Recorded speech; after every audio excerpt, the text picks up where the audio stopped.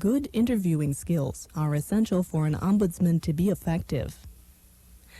Careful listening is an integral part of interviewing residents, helping to identify problems, both those stated directly and indirectly, and to gather information to investigate those problems. In Situation 1, our ombudsman, Mary, at first lacks the skills needed to help Mrs. Woods. Mrs. Woods? Yes? My name is Mary Keller from the Ombudsman Program. May I come in? Well, yes, okay. Thank you. I'm an ombudsman visiting with residents in the nursing home today to see if there's anything I can do, if there are any problems or questions I can help with. I work with residents, kind of a resident representative. Do you have a few minutes to talk? A few minutes? Well, yes. Come and sit down. Thank you. Do you work for the nursing home? No, not for the nursing home. I'm here from the community. Oh, I see. Not many folks from the community come by. I don't get many visitors at all. Just the people that work here. Oh, besides the ones from the church. They do the Bible group in the day room on Tuesdays, you see. Uh-huh. Mm-hmm. Well, at least we can talk here in peace without that television over there on all the time. If you'd come earlier, I don't know where we'd have gone. Someone came and took her out. Her niece it was. Oh, a nice young lady with long black hair. But most times I can't hear myself think. It's on so loud. Early in the morning, too. She turns it up all the way. It's a good thing I don't have many visitors anymore. Oh, we used to entertain all the time.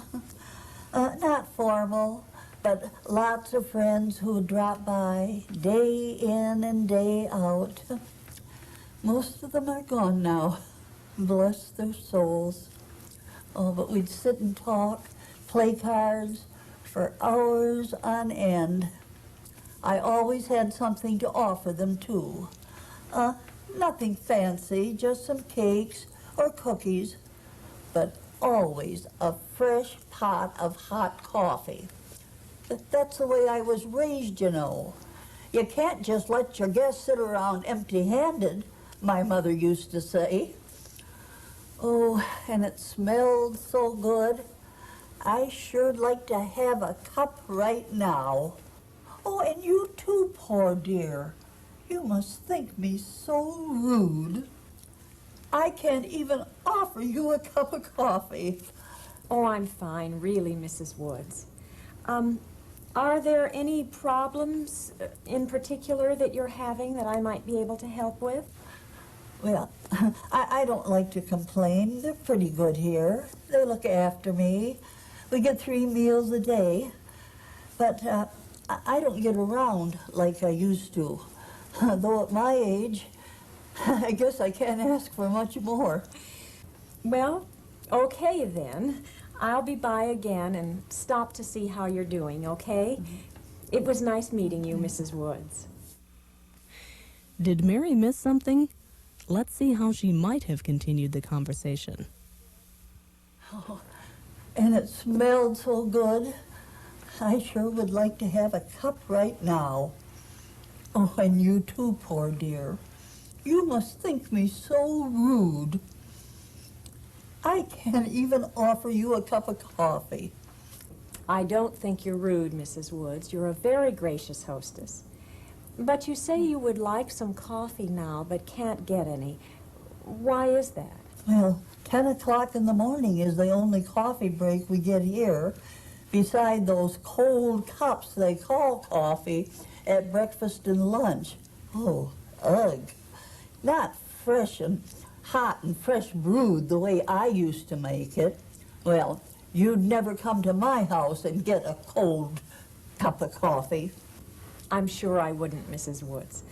I'm enjoying this chance to get to know a little bit about you and your life here. Now, let's see. You mentioned several things. Not many folks from the community come by. I don't get many visitors at all. You'd like visitors from the community. If you'd come earlier, I don't know where we could have gone. Most times I can't hear myself think, it's on so loud. Your roommate's TV is too loud, and there's no quiet place to entertain visitors. 10 in the morning is the only coffee break we get here, beside those cold cups of what they call coffee that we get at breakfast and lunch.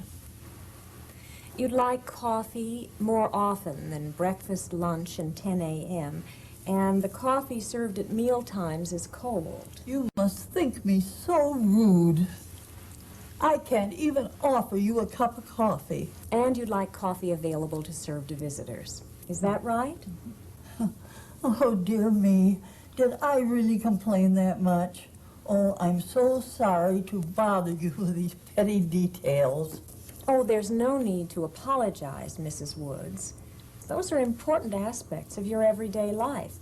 And after all, this is your home now, and you have every right to ask for some improvements. Well, I suppose so. That's why I'm here, to see if I can help in any way. Now, of the concerns that you mentioned, which is the most important to you? The coffee, I guess. Yes, the coffee. There's no sense in inviting people to come and see you if you can't serve them a hot cup of coffee, is there? The kitchen help, though. They say they can't be making coffee 24 hours a day. Oh, you've mentioned this to someone about the coffee? Yeah, they don't seem to do anything about it. Would you like me to see what I can do? Well, certainly. If you don't mind being bothered. If you can get it, yes. Well, it's no bother at all.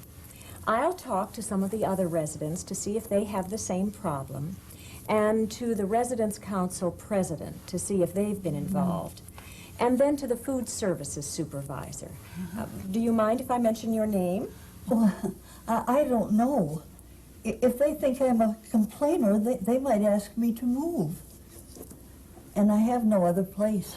Mrs. Woods, I want you to know that they can't ask you to move for complaining. Residents have the right to discuss problems in the facility without fear. What if I interviewed some other residents and talked to the food services supervisor without mentioning your name? How would that be? Oh, without my name, you say? Well, that would do it first. And then if the others feel the same way about the coffee, well, we'll see. Fine. Then I'll get to work and be back to let you know what I've learned. Then see what you want me to do next, okay? Oh, all right. Thank you, dear. Well, you'll be back then? Yes, Mrs. Woods, in about a week.